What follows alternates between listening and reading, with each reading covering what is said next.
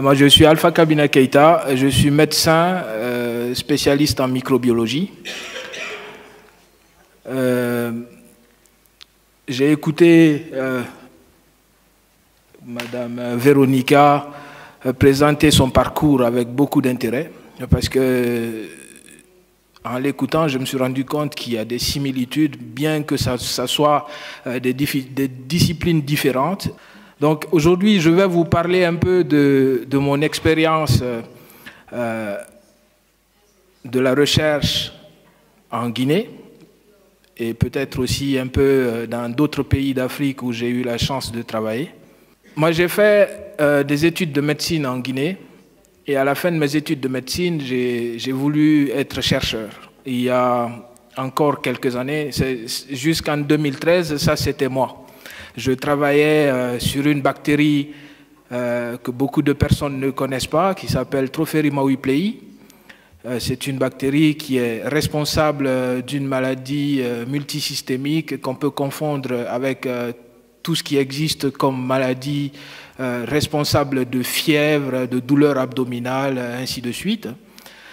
Et moi, j'ai eu la chance de travailler sur cette bactérie et d'être celui, pour l'instant, qui a apporté le plus d'arguments pour étayer l'épidémiologie de cette bactérie-là. Son épidémiologie, je parle de son mode de transmission à l'homme et de son réservoir naturel. J'aurais été quelqu'un d'autre, je me serais tranquillement caché derrière mes réussites concernant le travail sur cette bactérie-là.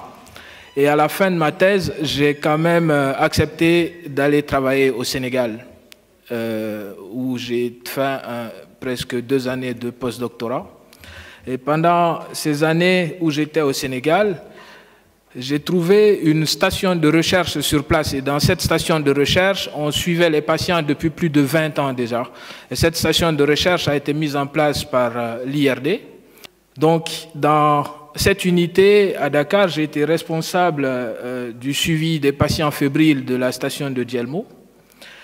Et pendant ces 2 années, j'ai commencé par introduire dans cette station le diagnostic du paludisme par biologie moléculaire.